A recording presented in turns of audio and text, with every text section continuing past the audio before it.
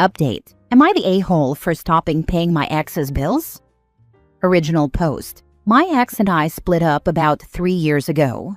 No bad feelings. We just drifted apart until we realized that we were now co-parents, not husband and wife anymore. We have 2 kids, 13 and 10. My ex used to work as an infrastructure engineer, and I was working as an owner-driver with my own truck. Around the time the kids were born, we decided she would be a stay-at-home mom. The trucking was going well, and I had bought a second truck and a van, so I stayed home doing all the planning and admin while I had the trucks and van out. When the youngest started school, my ex went back to work part-time, but her time out of the workforce had hit her really hard.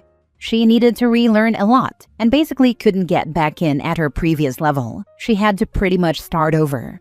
Over the years, the haulage firm had expanded, and frankly, it was getting a bit of a pain. We were too big for where we were and needed to move to a new yard, so I sold it off for a reasonable sum and set up freelancing as a developer. I did computer science at uni. We both had relatives pass away, leaving us property and money, so we were mortgage-free on the family home. When we split, I moved into a house I had inherited. We basically split the assets in half and split the costs of the kids' activities in half. When we were sitting down looking at the money, she concluded that she would need to go back to work full-time and would miss time with the kids. Since they were with me the 3 days she worked and every other weekend, I felt bad because if she hadn't been out of work for so long, she'd be in a better place career-wise. So I offered to cover half of her bills until the kids went off to uni. She didn't want to at first, but I said that she had helped me out and had now suffered as a result, so it was only fair that I return the favor. It was helping my kids out, and I didn't want her to run down the savings that were essentially the kids' inheritance. This situation worked out about as well as it could. We co-parent happily. Everything is good. Until she met a new guy. He's someone we knew from way back, but we lost touch with. They started dating. She's really happy. And she's talking about him moving in. I'm okay with that. The kids get on with him and I trust her judgment. I know she wouldn't put anything ahead of the kids. So I said to her, if Lato's moving in, you won't need the money toward the bills, will you? She said no, she wouldn't, but she was thinking of putting it into the kids' accounts. Great idea. I'd put some on their cards for pocket money and the rest in their savings. So that was what we agreed. But when the new chap found out, he went up the wall and accused me of being controlling and committing financial abuse. A few of our friends have also said that he's got a point and that it looks like jealousy. So, am I the a-hole here? Now for the top comments before reading the updates. Not the a-hole. Looks like he was interested in the free ride, and now that the gravy train has stopped, he's all upset. Your ex had no issues with the money stopping because she isn't interested in taking advantage of you, and 2 adults living together should be able to cover their own expenses, but new boyfriend doesn't want that. Even court-ordered alimony stops if the recipient remarries, no? It depends on where they live, but in many places now even living together is enough to adjust or cancel alimony. As too many people were taking advantage of the marriage loophole, living with their significant other, and simply refusing to marry so it wouldn't cancel the alimony. So many places have changed their laws to state that if the person receiving alimony is living with another person, it can or will impact alimony. Not the a-hole. Tell anyone moaning that you pay child support for your children, not grown men looking for a free ride. He'll already be saving in rent as the house is paid for. Is he really looking for his bills and groceries to be paid for by you too? If someone moves into another's home, they contribute to living there.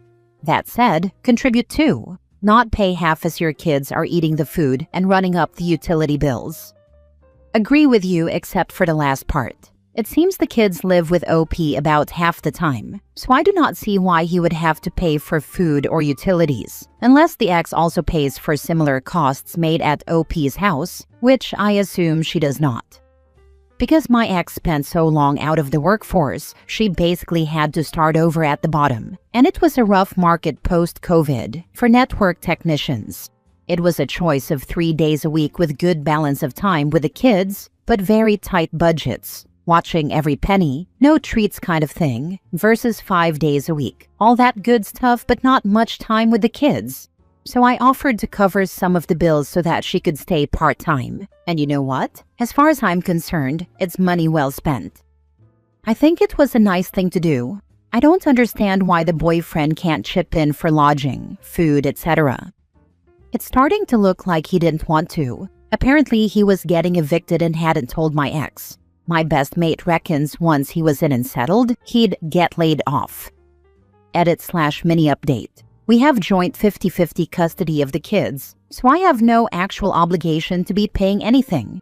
That said, I don't want my kids to miss out on their many and varied activities, so I continue to pay for half of those.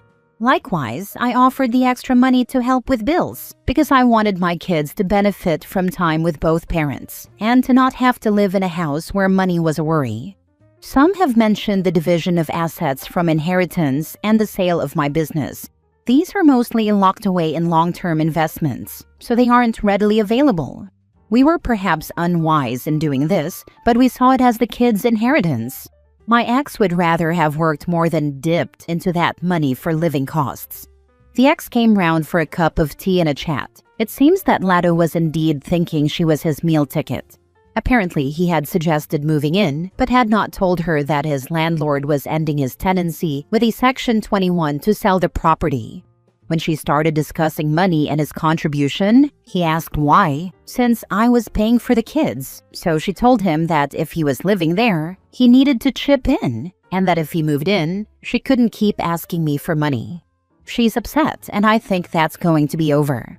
In the meantime, he's ranting to anyone who'll listen that I'm the typical evil jealous ex, and that I'm controlling her with money. Now for the full update 10 days later. Thanks for all the comments and advice. Just thought I would update you all on the last week. So, Lado turned out to have been getting kicked out of his place, not through any fault of his own. The landlord was selling, and he hadn't told my ex. Also, he works with my best mate, who told me that he's on incredibly thin ice and was on his last chance due to attendance issues. Me, the ex, and Lado got together at the weekend and had a long chat. The main points were, 1. If he is going to be her partner and live there, then he has to step up and contribute both financially and also with the children.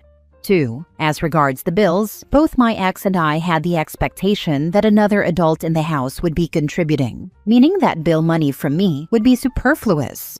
3. I agreed that stopping the money because someone moves in, and potentially restarting it if they move out, does look like it's controlling, although it was agreed that I didn't have that intent. 4. I said that I would continue giving my ex the money, and that if it was surplus to requirements, she would put it in the kids' accounts. I do trust her to do this. At that point, I left and went home thinking all was good. I'm on holiday with the kids this week, and I got a warning that the house alarm was going off. I rang my neighbor, and he went round and said that one of the windows had been smashed, and that my other car had had all its windows smashed. I logged into my cameras on the iPad, and sure enough, it's Lado, smashing the heck out of the car and throwing bricks at the window. Turns out that after I left, he and my ex had a major talk where she laid out some home truths and expectations, and when she didn't like the reaction she got, she ended it. So a couple of days later, he got angry and came round to my place and smashed it up.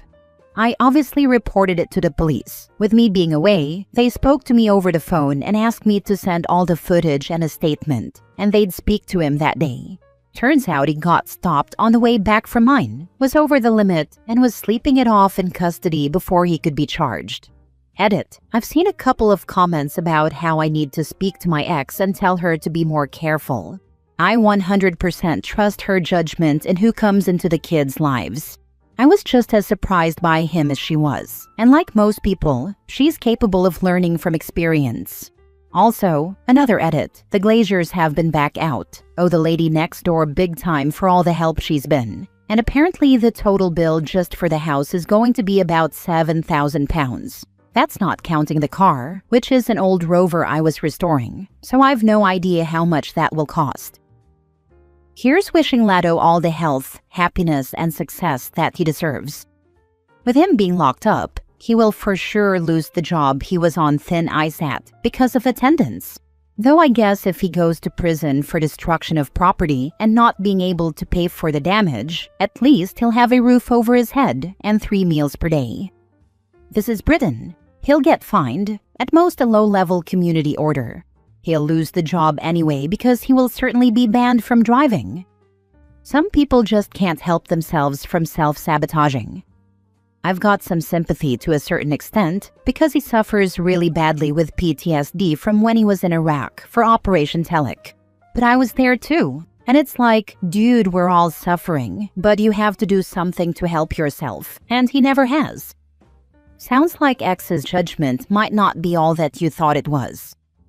I wouldn't go that far. Look at how many women talk about how the mask of some dude only slips after they think they have her locked down.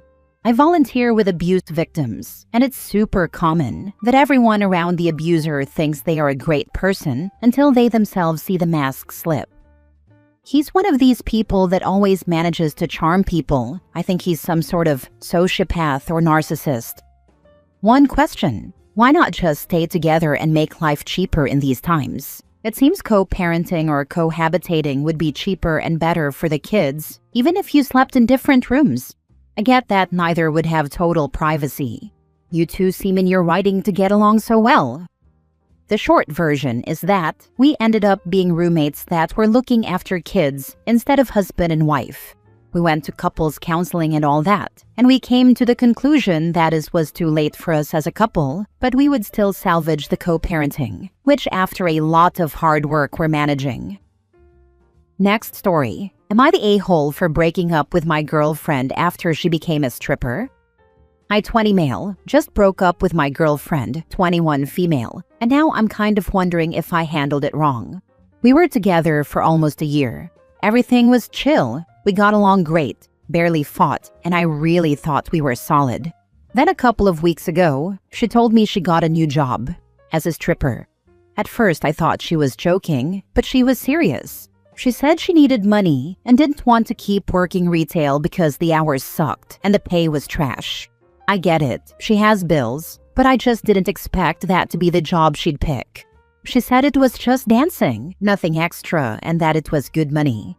She didn't act ashamed about it or anything. I didn't flip out or anything in the moment. I told her I didn't know how I felt about it and that I needed to think.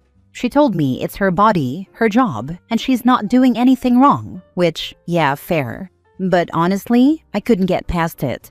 I kept thinking about her dancing half-naked for random dudes, and it just didn't sit right with me. I started feeling weird every time I thought about it, like I wouldn't be able to fully support that and still feel good in the relationship. So a few days later, I told her I didn't think I could keep doing this. I said I respected her choice, but it just wasn't something I was cool with. She got really mad and said I was being judgmental and insecure, that I only liked her when it was convenient for me. I don't know, man. I didn't try to control her or tell her not to do it. I just said I couldn't be in a relationship where I felt like that all the time. Some of my friends say I'm being soft or overthinking it, but I really didn't want to fake being okay with something I wasn't. Am I the a-hole for breaking up with her after she started stripping? Now for the top comments. Not the a-hole. She's free to take a job as a stripper, and you're free to not want to date a stripper. It's not like he said do this or I'll break up with you. He just stated he wasn't comfortable anymore and chose to move on. OP, you handled this well, and this isn't about control. She is upset, as are you. Lots of people would not want to date someone who is a stripper, and that's okay. We have to live in a way that we can live with. The thing is, there are many situations where neither party is in the wrong, but are still upset when the other party doesn't agree. This is one of those. He is not wrong for not wanting to be in a relationship with a stripper. She's not wrong in doing something to support herself. There is simply a disconnect. If she was a stripper when you started dating her, that's one thing. I dated a stripper and didn't have an issue. She was comfortable with it, didn't cross the line some do, wasn't an addict, etc. The thing is, according to her and other strippers I've known, it can drastically change a person, and they don't notice it while it's happening. Yes, there are straight up doing it for the great money people, but depending on the person, they can easily be drawn into the seedy side. It also depends on the club. their security, their awfulness, etc. There are a lot of factors to weigh, but you're not the a-hole for owning you're not comfortable with it and ending things. Your decision holds equal weight with her decision. Been there too. I was dating a really nice girl, didn't drink or anything. Within a year, she became a party girl, coke and all. She left the club she was working at and went to one where the guys could grab her. I left her, couldn't handle it anymore. Last story. Am I the a-hole for telling my wife I feel more like her roommate than her husband? I'm 44 male, my wife is 42. We've been married for 7 years, together for 10. For the last year or so, I felt like we've been living parallel lives, coexisting in the same house but barely connecting. No real intimacy, barely any meaningful conversation. She comes home from work, immediately goes to the bedroom to scroll her phone or binge her shows, and I just exist in the background. I've tried initiating date nights, cooking dinners, even suggesting therapy, but it always ends with her saying she's too tired or not in the mood. Last week, after yet another night of her going to bed without even saying goodnight, I finally broke down and said, "I feel more like your roommate than your husband." She got really quiet, then really angry. She said I was guilt-tripping her and being manipulative, and that she's the one who has been carrying the emotional burden of the marriage for years. This shocked me. I thought I was the one trying to bridge the gap. She told me that if I feel like a roommate, maybe that's what I deserve because I haven't been the man she signed up for. I asked her what she meant, and she just said, "You used to try harder, now you just sulk." I didn't even know what to say to that. I left the house for a few hours just to clear my head. Now she's acting like I blew everything out of proportion, but I can't shake the feeling that something deeper is broken between us. I never meant to hurt her, I just wanted to tell her how I felt. But now I'm wondering if I was being selfish for saying it like that. Am I the a-hole for telling my wife I feel like a roommate? Not the a-hole. You just said how you felt, and it clearly needed to be said. If the vibe is off for a year straight, someone's gotta speak up. That's not guilt-tripping. That's being honest. Sounds like y'all both feel unheard and it's catching up fast. This makes sense. Being honest about how you feel after a year of tension isn't guilt-tripping. It's overdue. Holding it in just lets resentment build.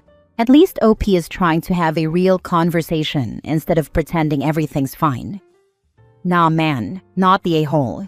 Feeling like a roommate in your own marriage is rough. Trust me, been there, done that. You gotta speak your truth, bro, but also gotta listen to hers. She may be going through some stuff too. Communication is key, my dude. See if she's up for therapy or at least a real heart-to-heart. Sending good vibes your way. Hang tough. Totally agree. OP needed to speak up, and now it's about making space to really talk it out. A heart-to-heart or therapy could help clear the air and maybe bring them back to each other. Update. Am I the a-hole for wanting to uninvite my sister-in-law from my wedding because she keeps undermining my wedding planning? Original post. My fiancé Nate is 27 male, and I, 26 female, have been together for almost 3 years. He proposed to me about 6 months ago, and shortly after, we found out I was pregnant. We are planning to have our wedding in the spring of next year. Nate has a twin sister, 27 female, who we'll call Kayla. Nate and I announced our engagement and my pregnancy at the same time. We made a cute little Facebook post with a couple of engagement pics and an ultrasound photo that said something along the lines of, "The Smith family is going to have 2 new additions." Kayla commented almost immediately that we would have to wait until next year to actually get married because she looks best in fall colors and, as my maid of honor, should get a say in choosing bridesmaids' dresses. I literally stared at my phone screen wondering if I read something wrong. I showed the comment to Nate and asked him why she thought she would be my maid of honor. He had no clue. So I texted her, and this is how that exchange went. Me. "Hey Kayla, I see you saw our announcement on Facebook.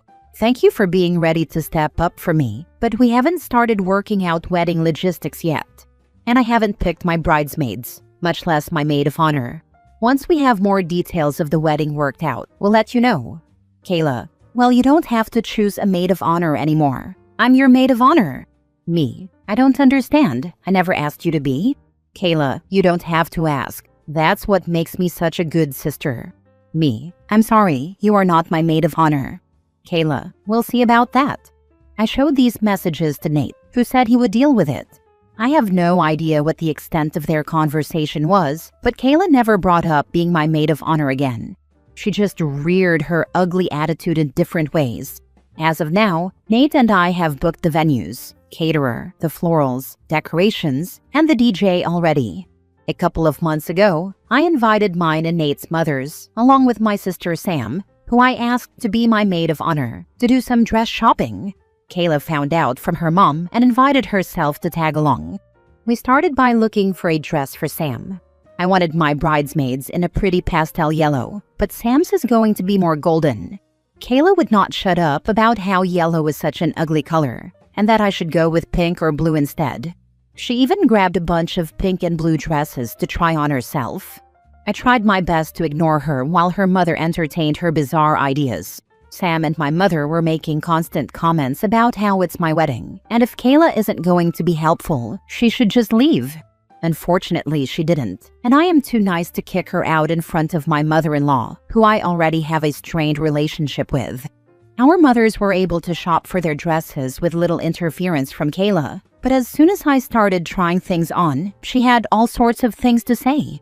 She told me that certain styles wouldn't look good once I had a baby bod, and even told me I should consider not wearing white, since I'm obviously not a virgin. I told her she wasn't a virgin when she got married either, yet she still wore an adorable white sundress to the courthouse. She grumbled about how that wasn't the same, but I was already halfway back to the changing room. I still don't know what happened while I was in there, but when I came out, Kayla and mother-in-law were gone, and Sam had a smug smile on her face. I never discussed any details of the wedding with Kayla if I could help it, but I've heard Nate sharing some of our plans with her. He told her we were planning on a buffet-style meal because we have a lot of dietary restrictions in our families, and that was the cheapest way to accommodate everybody, literally like a few $1,000 difference. She told him he deserved someone who wouldn't go cheap on his wedding, even though the buffet was his idea. He told her about our venue choices. He picked the reception venue, I picked the ceremony venue, which is the same place my parents got married. My father passed away, and since he cannot walk me down the aisle, I always wanted to get married in the same place he married my mom, to sort of feel like he was there with us. She told Nate that my venue choice was tacky and that people would make fun of us. When he mentioned he wanted a DJ, she made a comment about how she knew I wasn't classy enough to want a live band. Each and every time she would make comments like this, Nate would tell her that they were his ideas, but wouldn't call her out for how she spoke about me, which I do feel a little hurt by. I've expressed this to him and he told me that he would try to do better about calling her out, but that she's just always been this way. I told him that's no excuse for her to be disrespectful and stick her nose into business that doesn't concern her. He hesitantly agreed. On Friday, I got an email from the venue for our ceremony, confirming our cancellation and asking if we needed to reschedule. Shortly after that, I got a voicemail from our caterer explaining that my new wedding planner had just called, but the line had dropped, and they were wondering if I could pass along her phone number so they could finish going over changes to the menu. I immediately emailed the venue back, saying that no, we are not canceling or rescheduling. Please keep our original date on the books. I called the caterer, who explained that a woman had called and said she was my new wedding planner. She had said that I wanted to make some changes to the contract, namely, switching from a buffet style to plated meals. I told him that this was not the case. I do not have a wedding planner and please do not make any changes unless contacted by me or Nate directly with the contact information we have on file. The caterer suggested putting a password on file as well. He said he wouldn't make any changes unless the person requesting them knew the password. I called both venues and all of our other vendors to put in place the same types of precautions. They all gave their sympathies for me having to deal with this. When Nate got home from work, I confronted him about it. I told him someone tried to cancel my venue and change our catering. I told him the only person it could be is Kayla. He tried to deny it and say that she wouldn't do it, but I reminded him of how she's undermined and insulted me during every step of this engagement. I told him I wanted her uninvited. I will not give someone who has already done so much to make this wedding stressful the opportunity to do something like show up in white. He fought me on this, but I basically told him that I felt disrespected by him over how he is allowing Kayla to treat me. I'm his partner and the mother of his child. My feelings and comfort should be more important to him than his sister's childish antics. We met with her for lunch earlier today, and once we got dessert, he asked her if she was trying to make changes to our wedding plans. She said, and I quote, "Well, yeah, it's the maid of honor's job to make sure the bride is making the right decisions." Before Nate could even say anything, I told her she is not my maid of honor, and even if she was, that would not give her the authority to undermine our decisions and make changes to the wedding plans and budget behind our backs. She said she didn't see what the big deal was, since her grandmother had offered us a pretty large chunk of change as a present to help pay for the wedding. I told her again, the wedding budget is none of her business. She tried to argue, but I just cut her off. I told her that her behavior regarding our wedding thus far has been nothing but disrespectful and insulting. I told her trying to cancel my venue had crossed the line and she was no longer invited to the wedding. She seemed absolutely shocked by this. She looked at Nate, waiting for him to defend her. And then he did. He looked at me and said, "Why don't we give her one more chance?"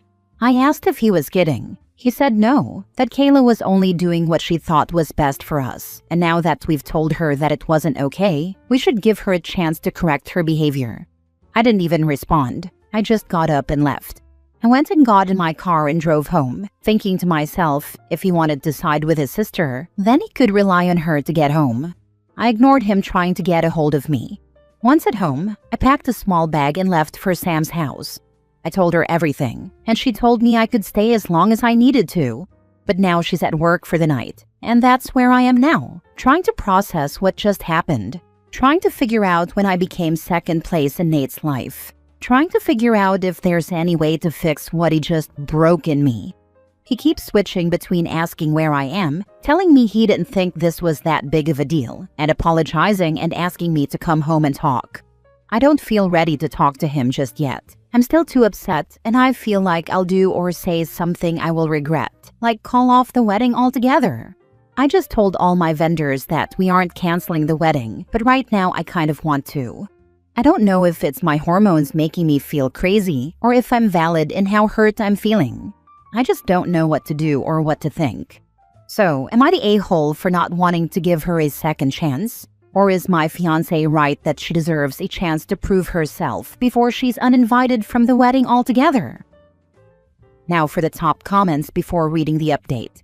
You are in the right, and I think a wedding cancellation, or at least delay, is in order until he can show you come before his sister. His sister tried to change the venue that was meaningful for you because it was a reminder of your father. To cancel that over anything else is not just over the line, but cruel. You gave him many chances to get her in line. He failed. One thing I would recommend if you do go forward with him is that, when meeting with her, let him take the lead, even if you don't agree with what he is saying. It will be the biggest indicator of his mindset and ensures that she doesn't or can't blame you for boundaries he is placing. Thank you. He keeps saying I just don't know her well enough to know that all her comments and jokes are harmless. But this one wasn't just a comment. She actually tried to cancel my venue. I honestly couldn't care less about the catering. That one was just weird. But my venue was special. It was too far.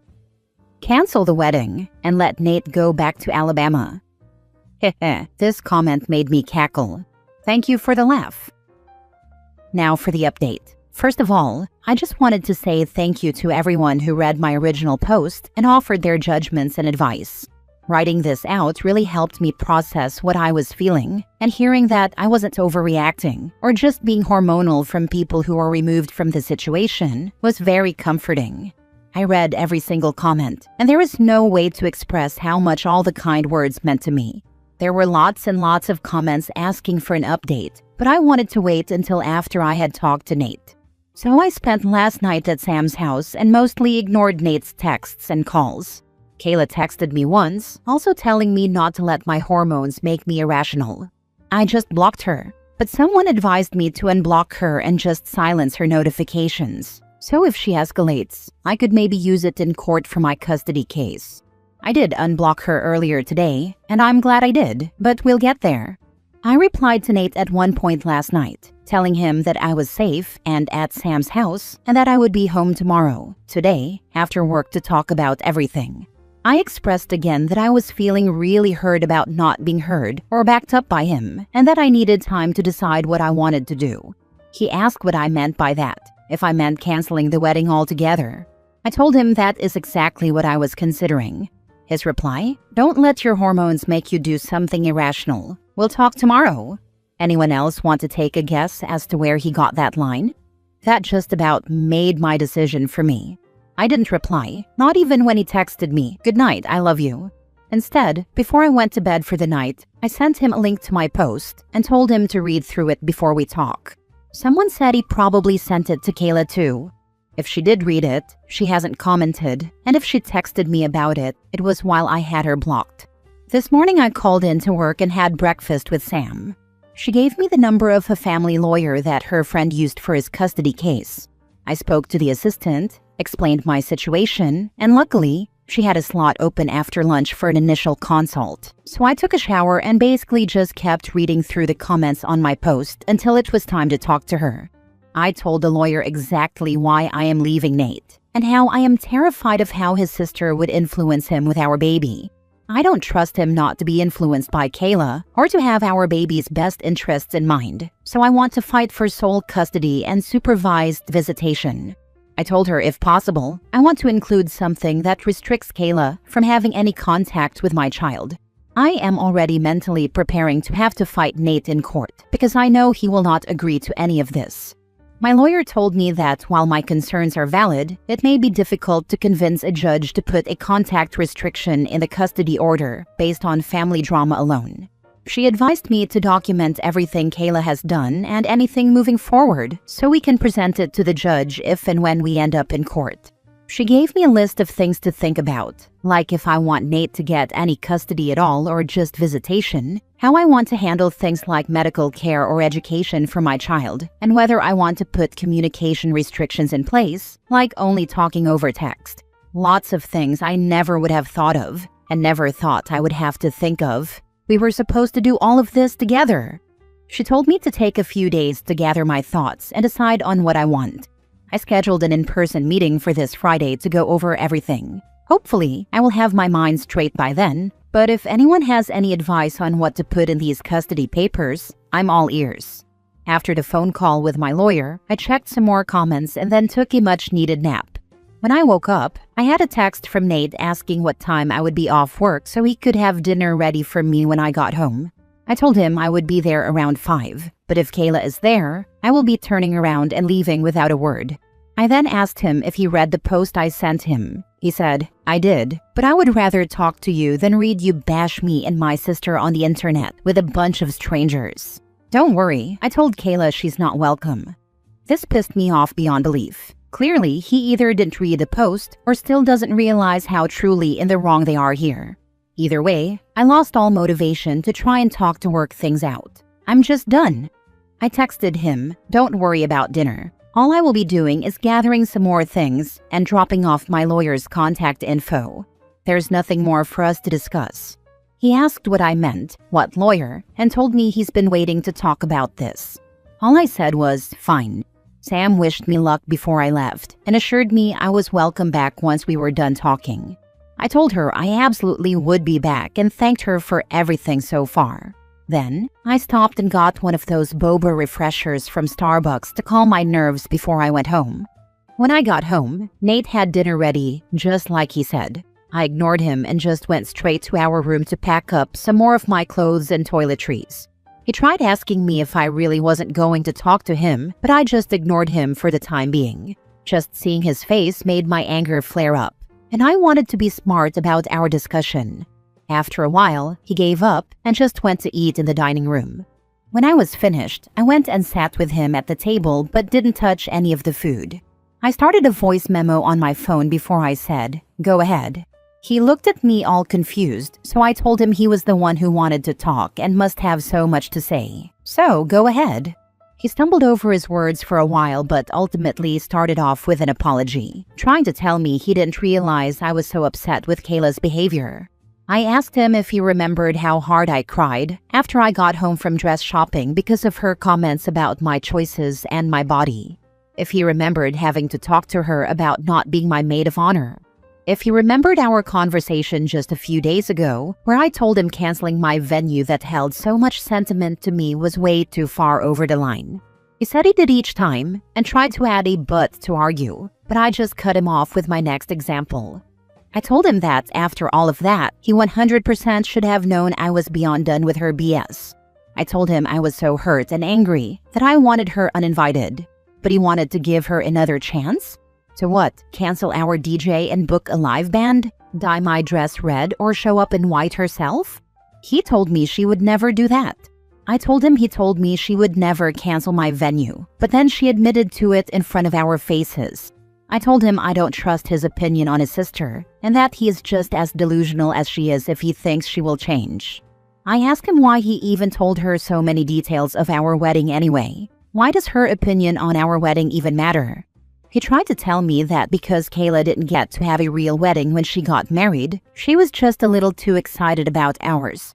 I told him she has every right in the world to be excited, but that does not give her any right to insult or change our choices regarding what we want for our wedding. She'll have plenty of opportunities to have a real wedding.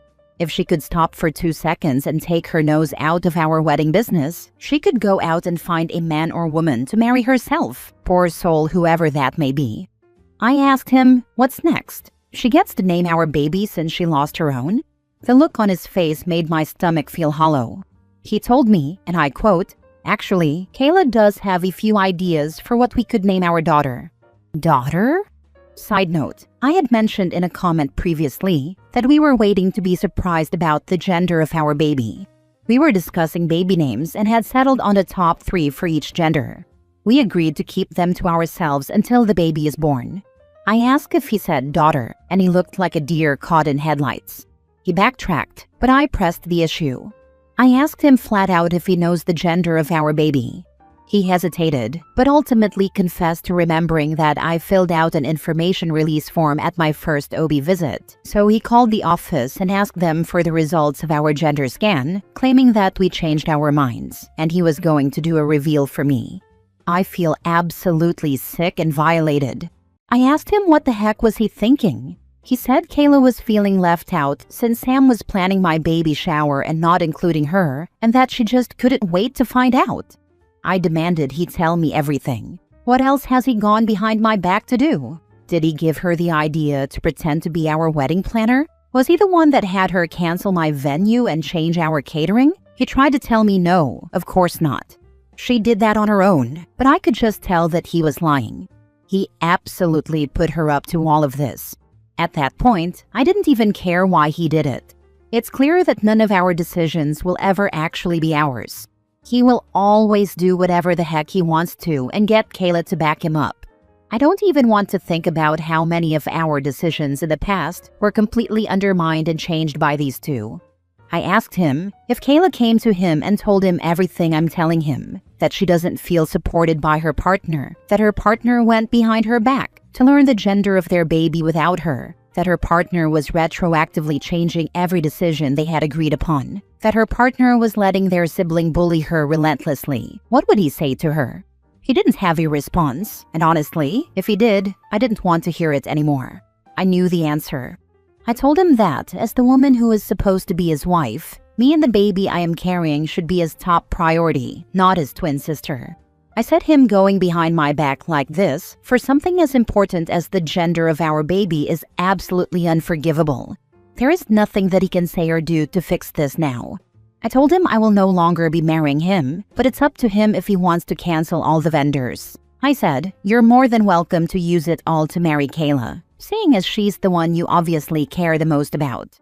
He tried to backtrack and apologize and explain, but every time I just cut him off and told him that I had heard enough, and my mind was made up. There is no going back now. If he wants to have even the slimmest chance to get me back and have a real relationship with our baby, he will need to attend some serious therapy and do a lot of work on himself and his relationship with Kayla. I told him no woman in her right mind would ever marry him while he was this enmeshed with her. I told him that any contact we have moving forward will be through my lawyer. I want nothing to do with his family, and if I get what I want, they will have nothing to do with my daughter. Because I'll be damned if I let him subject her to this treatment. I put my lawyer's name and phone number on the table and walked out. He didn't try to follow me. So now, on top of dealing with my lawyer for the custody case, do I have to file a complaint with my OB office? Are they allowed to just give him this information without my express consent? Or did me stupidly putting him on the information release form I signed give them blanket consent to share any and all information with him? God, I didn't think this could get any worse, but I guess that's on me for being naive. I'm glad I recorded the conversation though, and got him admitting to doing all of this. I don't know how or if it will help my custody case, but I sent it to my lawyer with a note that we can discuss more on Friday. I'm back at Sam's place now. She was already at work when I got back, but I texted her to wake me up when she gets home. I need my sister. I also called my mom and told her everything that's happened so far. She cried with me for a while and then asked me if I needed her to do anything. I asked her if she'd be willing to go to the house with Sam and get the rest of my stuff, because I do not want to see Nate right now. Just picturing his face is making me feel sick. She said she is more than willing. Kayla did text me again. I'm assuming Nate talked to her after I left. It was a very long, cruel message that I don't want to repeat here. I can post a screenshot if anyone cares for the whole message, if I can figure out how to attach one. But to summarize, she just called me a delusional control freak who can't let Nate make any decisions for himself and insulted my venue choice once again. And then said that she hopes my baby is stillborn because I don't deserve to be a mother. Honestly, after reading it, I thought the message would hurt, but it just gave me a really good laugh. I took a screenshot and sent it to my lawyer as well. And that's where we're at. The wedding is off. I will call all the vendors tomorrow and see if we can get any deposits back. If not, I'll let them know to contact Nate and Kayla to see if they would like to keep things as planned. Let them throw a party for all I care, but I will be canceling my venue regardless of my refund. Neither of them are going to step foot in that sacred place if I can help it. I didn't realize how much I was letting this weigh on me until now. I feel like a huge weight has been lifted off my shoulders, even though a new one is settling very quickly. Writing everything out like this is truly so freaking helpful for me to process how I'm feeling and what I need to do. I don't know if I'll keep doing formal updates, but for anyone who is interested, maybe I'll just treat this profile like a little journal as this all unfolds. Thank you again to everyone for all your advice and for showing me that I'm not crazy. Not the a-hole. I'm glad you are not going through with the wedding. Also very smart of you to record your conversation with Nate. Please follow your attorney's instruction. I hope you can move home with your mom or go live with your sister. Kayla's crazy, and you need to put security cameras up for your protection. It might be better for you to move out of state to have primary and hopefully 100% custody of your daughter. Revoke the release of medical information. Lock down your medical records with a password since Nate knows your date of birth and probably your social security number. I'm proud of you. Lock down credit also, since anything Nate knows, Kayla knows, and I wouldn't be surprised if she tried further identity theft. Not something I would ever think of. Luckily, our finances are mostly split still, but he does know my social. Just another thing to add to my to-do list for tomorrow. Last story. Am I the a-hole for refusing to let my sister-in-law bring her baby to our child-free wedding, even though she's breastfeeding? My fiancé 29 male and I 26 female are getting married in 3 months. We made it clear from the start that we're having a child-free wedding. Not just to avoid chaos, but to keep the vibe more adult, since it's an evening event with an open bar, dancing, etc. My sister-in-law just had her baby 2 months ago and recently asked if she could bring him. She's exclusively breastfeeding and said leaving him for 6+ hours isn't realistic. I told her I understand, but the rule is the rule. She got upset and said I'm forcing her to choose between family and her baby. She even offered to step outside to breastfeed or leave early, but I still said no. It's not personal. I just don't want to set a precedent where every parent then asks for exceptions. Now my mother-in-law is furious and saying I'm punishing a new mother and that nobody wants to hear your DJ set more than their own baby. My fiancé supports me, but asked if I might reconsider just for his sister. I said no, and now I'm being painted as cold and controlling. Am I the a-hole for sticking to my no babies rule? I mean, you get to make the rules. It's your wedding, but consider that this is going to cause hard feelings for your sister-in-law towards you for years. In-laws are messy. You've got to decide if it's worth it. Exactly, the war you're about to start is not an easy one. I had a child-free wedding, but we actually did let our one friend who had a nursing baby come with the baby. A baby won't be running around, try to sneak drinks, put their hands in the cake. It is a baby that stays in the lap of the parent. Our friend stayed in the back during the ceremony in case she had to duck out if the baby started crying. No harm, no foul. It is your wedding, but I think prioritizing this rule over family and friends is not what I would choose. Good luck. Am I the a-hole for siding with my husband and not with my kids? Okay, I know the title sounds bad, but for some context, I, 36 female, have twins with my ex, 42 male, Olivia and Enzo, who are now 16 years old. My ex is one heck of an a-hole. We ended our relationship because he had cheated on me while I was pregnant, and not happy with that. He never paid child support and was absent from their lives most of the time, only coming back once or twice during the year to play the fun dad. But, well, of course, his absence affected my kids a lot. Anyway, when Olivia and Enzo were a year old, I reconnected with an ex from high school, Ian, 36 male, and we started dating. The main reason we had broken up was that I wanted kids in the future and he wasn't sure. And since 2 seemed more than enough for me, that problem was out of the way. Ian wasn't involved at first with the twins, but after we moved in together over 2 years later, he began to help me with them without me having to ask, which I was really grateful for, and they eventually formed a bond. We got married, and Olivia and Enzo called Ian Dad for as long as I can remember, although they always knew he wasn't their biological father. Ian and I make the same amount of money, and we live in a house I inherited from my father. Ian only earns a bit less than me. There's not a big difference. With time, my ex went from showing up once or twice a year to not showing up at all for a couple of years, which is when their bond became even stronger. Ian told me he wanted to adopt them because he saw them as his own kids, and he truly felt like their father. However, that never actually happened because it was a legal mess in our country we didn't want to get into.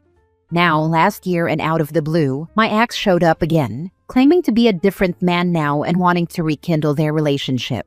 They fell for his act, despite Ian and me warning them about not trusting him completely, which is okay, I guess. They have a right to want a relationship with him. The problem started when they began to ignore Ian. It's like they were treating him like a replacement they no longer needed. And of course, my husband noticed this.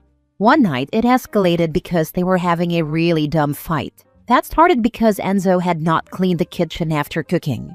We have this important rule in the house that pretty much means that each person is responsible for cleaning their own mess. Ian just went inside their room to tell him he needed to clean, and Enzo began to yell at him. Olivia joined in, and they were telling him how exhausted they were about Ian treating them as if he were their real father, that they had a father, and he shouldn't act like one just because he didn't have kids of his own. I remember Ian just left the house that night without saying a word, and I told Olivia and Enzo they had made the wrong choice treating Ian like this. And when their real dad leaves again, I didn't want to see them crawling back to the one who actually took care of them and was always there. Ian came back the next day, and he was incredibly upset. I did my best to comfort him, and he told me he felt disrespected and that there was no coming back from this.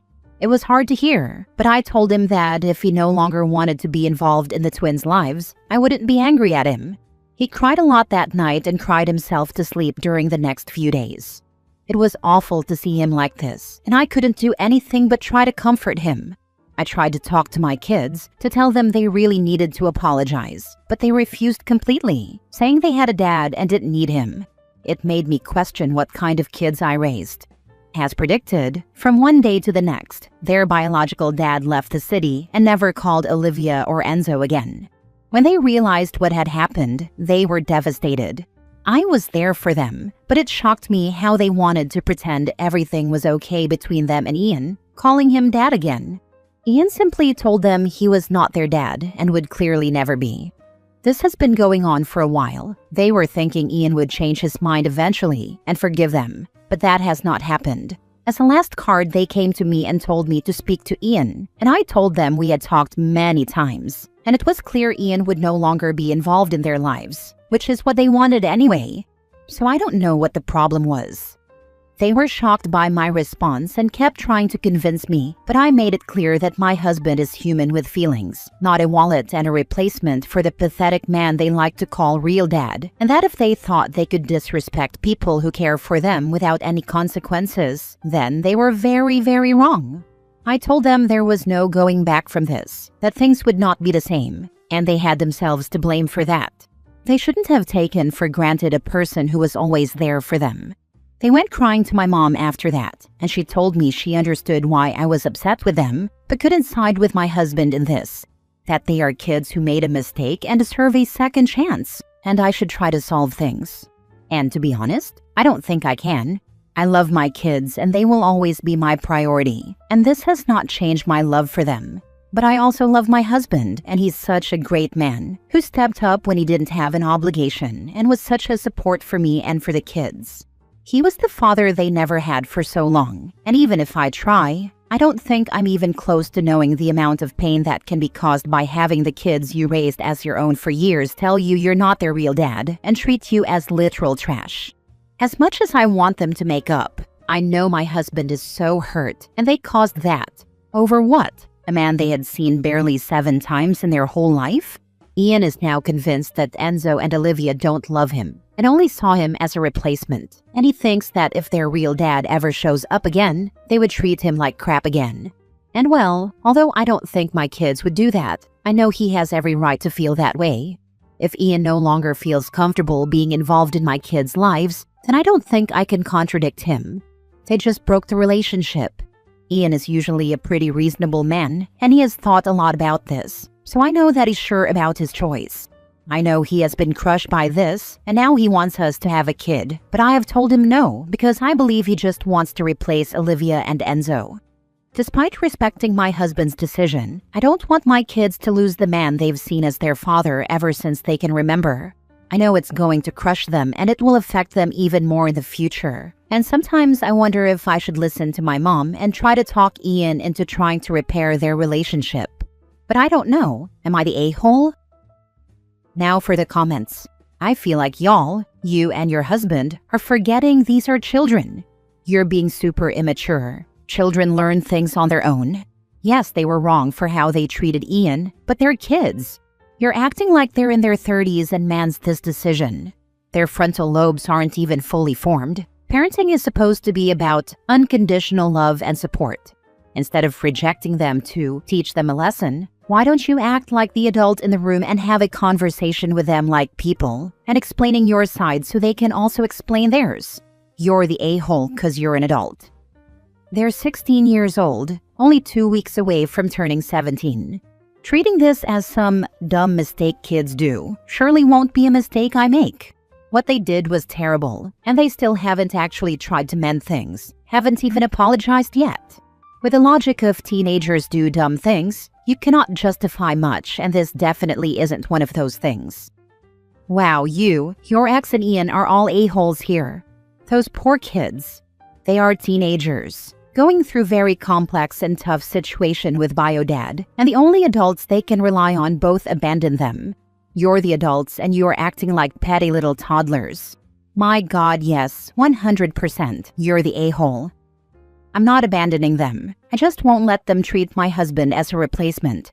They had a dad their whole lives who loved them and took care of them. They just chose to treat him like crap because their deadbeat, real dad showed up after nearly 10 years. I raised them better than to bite the hand of the person who was always there. I still have obligations with them, and I will until the day I die, but I won't treat 2 people who are about to turn 17 like toddlers who made a dumb mistake when they knew pretty well what they were doing and that they were hurting Ian. They just didn't care. Ian doesn't have an obligation anymore with them. As much as it hurts them, it was their choice and only theirs. There's no way you should ask Ian to accept them back as his children. They need to grovel to him and have a deep and meaningful conversation about why they did it. In other words, they need to accept that what they did was wrong and share their understanding about it with Ian. Then Ian can decide what he wants to do. Family counseling may be helpful in doing this, but until the kids apologize, I wouldn't go there if I were Ian. Apologies first, not the a-hole.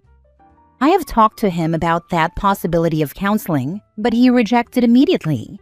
However, he has said he would start individual therapy soon to deal with everything. Now, I will soon speak to the twins about them starting therapy, and I will see if I can convince them or not. Next story. Am I the a-hole for adopting a dog after I thought my boyfriend broke up with me? My boyfriend was going through a tough time, and he said he needed a break. He said he was going to press pause on our relationship and go visit his family in Washington State.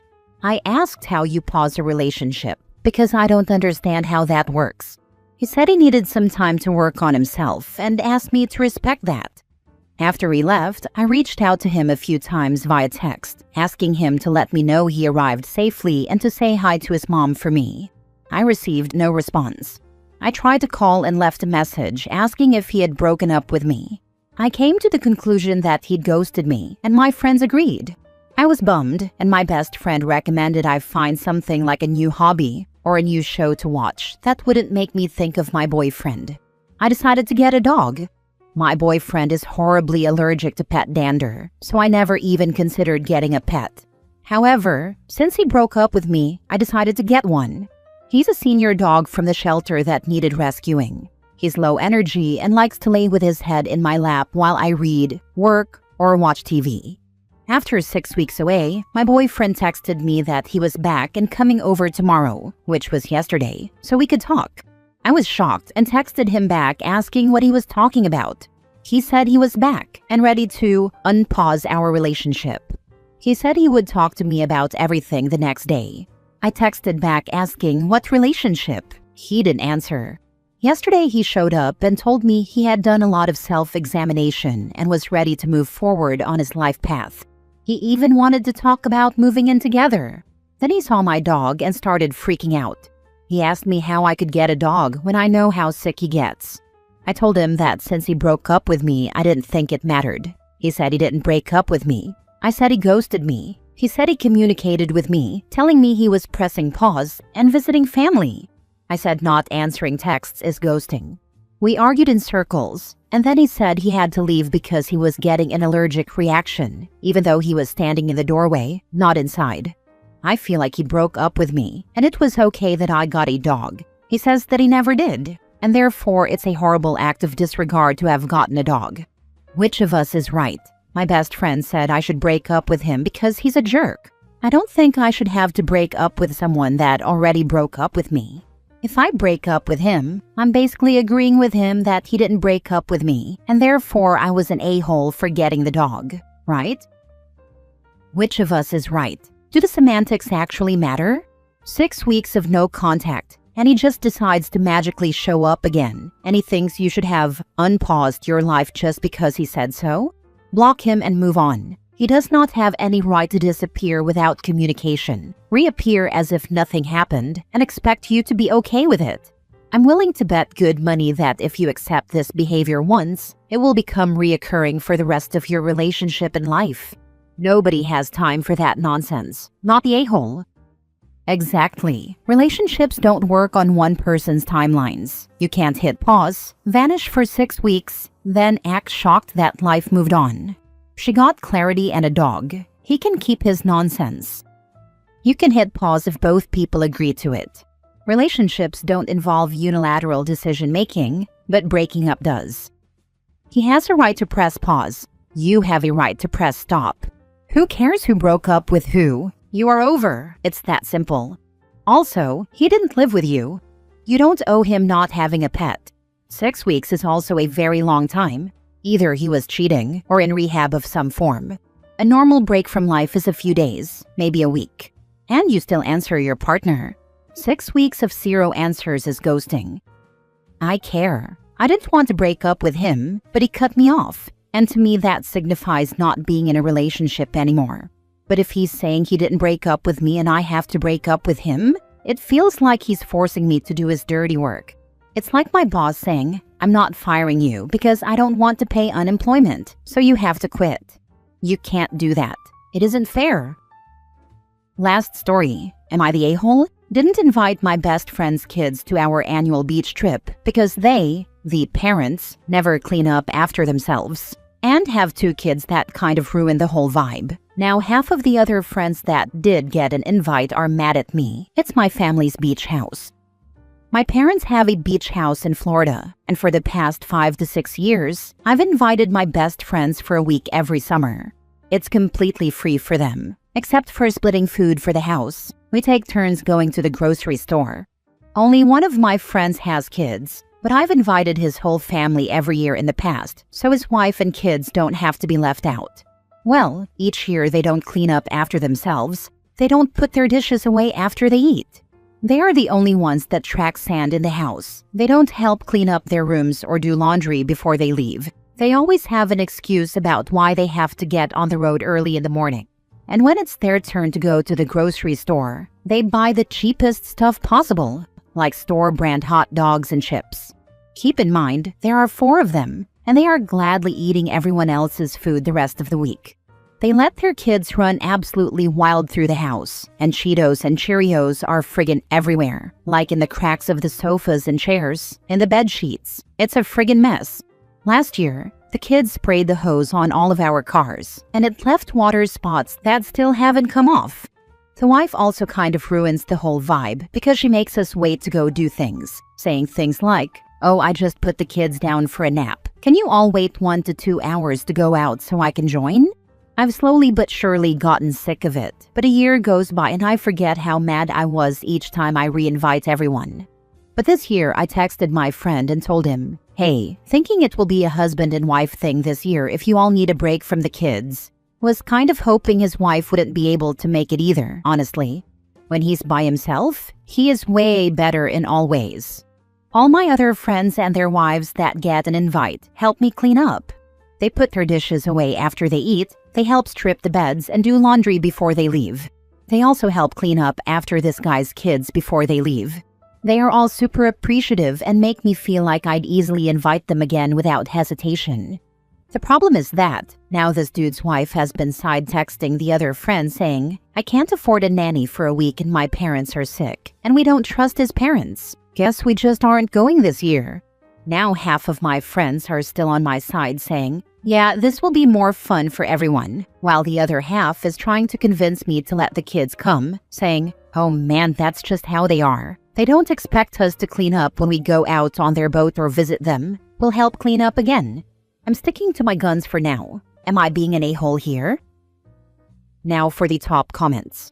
Not the a-hole, though I would have been upfront about why. They're the parents. Their kids aren't your responsibility. Their kids' mess isn't your responsibility.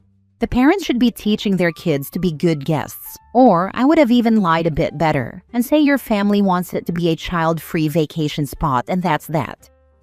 Thanks. Good idea on the "my family wants it to be child-free vacation spot." I unfortunately wasn't smart enough at the time to say that. Not the a-hole. And to all the friends who are angling for the kids to be invited, tell them they are more than welcome to stay home too, visit the others and go out on their boat. That's honestly how I'm feeling right now. I now also kind of want those wives to also stay home. It's not my guy friends causing the drama, it's the wives.